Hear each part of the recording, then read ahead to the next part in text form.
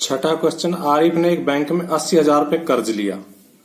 यदि ब्याज की दर 10% वार्षिक है तो 1.5 वर्ष पश्चात उसके द्वारा भुगतान की जाने वाली राशियों में अंतर ज्ञात कीजिए। यदि ब्याज वार्षिक संयोजित होता है, अर्धवार्षिक संयोजित होता है। यानी कुल मिला के इस सवाल का निष्कर्ष निकला कि मूलधन 80,000 रुपया है, दर 10% है और समय 1.5 वर्ष है और 2 बार ब्याज की गणना करनी है और फिर उनका अंतर ज्ञात करना, जब ब्याज चुकाने की शर्त वार्षिक हो और जब ब्याज चुकाने की शर्त अर्धवार्षिक हो। तो हम सवाल में से नोट कर लेते हैं मूलधन। मूलधन हमारा कितना है? मूलधन हमारा 80,000 रुपये, दर है 10% और समय है 1.5 वर्ष।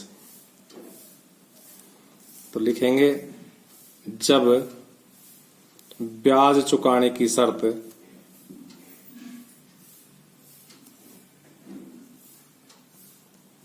बराबर वार्षिक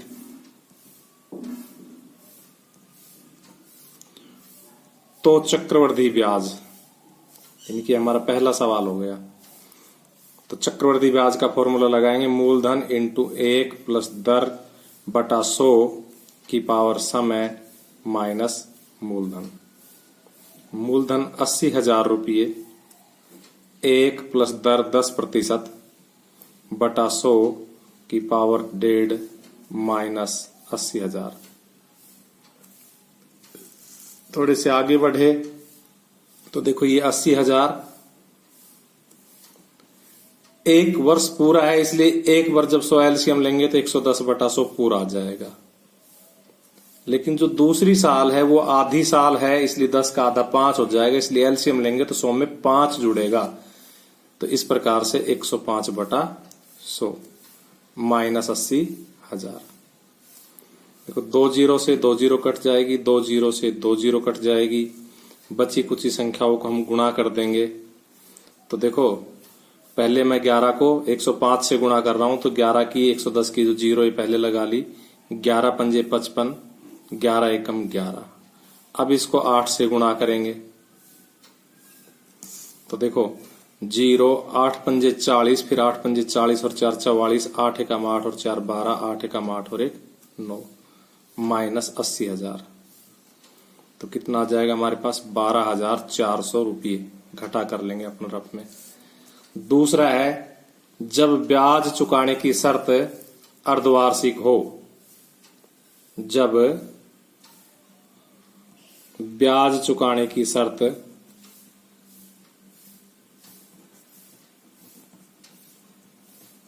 बराबर अर्धवार्षिक, तो क्या हो जाएगी? दर तो हो जाएगी आधी, तो 10% दर दी हुई थी वो आधी हो जाएगी 5% अर्धवार्षिक, और समय दुगना हो जाएगा, 1.5 वर्ष समय है उसका दुगना हो जाएगा 3 अर्धवर्ष लिखेंगे। इसलिए चक्रवृद्धि ब्याज हम बार बार फॉर्मूला नहीं लगाएंगे, सीधा लिखेंगे मूलधन 80,000 इंटू 1 प्लस दर 5 हो गई है अब बटा 100 की पावर समय अब 3 हो गया है माइनस 80,000। तो ये हो जाएगा 80,000 गुणा 105 बटा 100, एलसीएम लेके जोड़ लेंगे और पावर 3 है इसलिए 3 बार गुणा हो जाएगा और माइनस 80,000।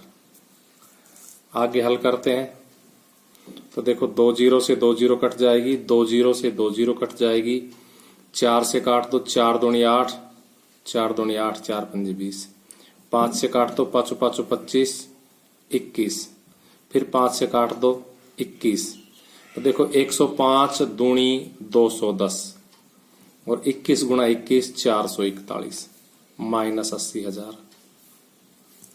तो इनको गुणा करेंगे तो देखो 441 को या ऐसे कर लो, जीरो पहले लगा ली, 21 से गुणा करते 21 एकम 21, 21 चौकू 84 और 2 86, फिर 21 चौकू 84 और 8 हासिल के 92 माइनस 80,000 बराबर आ गए हमारे पास 12,610 रुपये।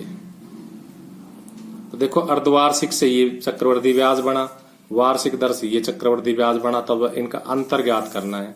लिखेंगे इसलिए अंतर बराबर 12,610 में से 12,400 घटा देंगे तो 210 रुपये।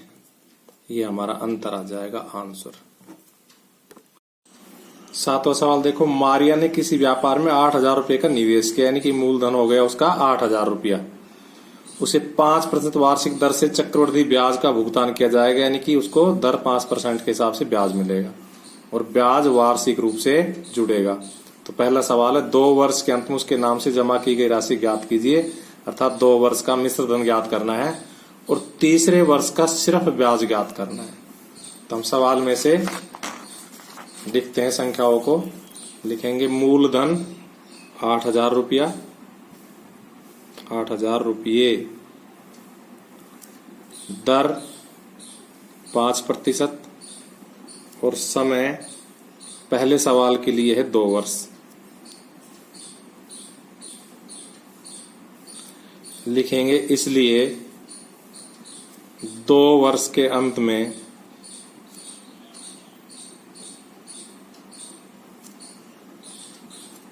उसके खाते में जमा राशि, उसके का मतलब मारिया के खाते में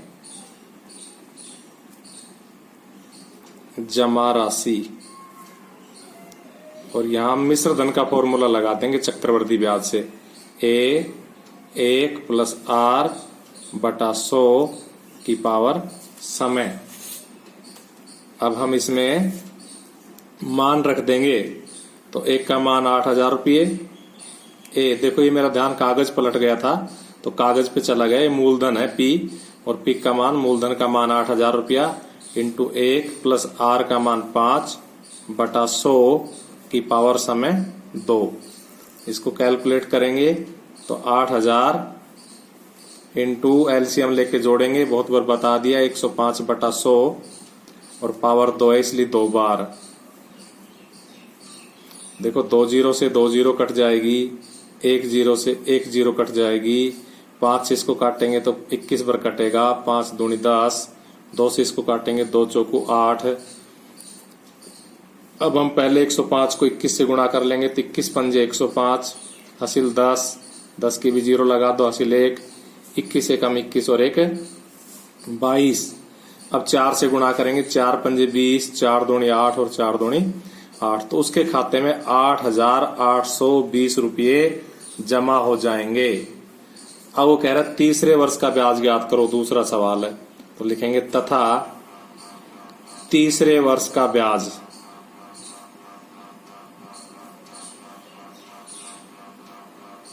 बराबर, अगर हम इस 8,820 रुपया का साधारण ब्याज निकाल देंगे तो तीसरे वर्ष का ब्याज आ जाएगा। तो क्या हो जाएगा, लिखेंगे 2 वर्ष का मिश्रधन गुणा दर गुणा समय बटा 100। तो इस प्रकार से 2 वर्ष का मिश्रधन कितना, 8,820 रुपये, दर हमारी है 5%, समय हमारा 1 वर्ष है क्योंकि उसने तीसरे एक ही वर्ष का पूछा है, बटा 100। देखो 1 0 से 1 0 कट गई, 5 दूनी 10, 2 से इसको काट देंगे, 2 चौको 8, 2 चौको 8, 2 1 कम में 2, तो 441 रुपये आंसर।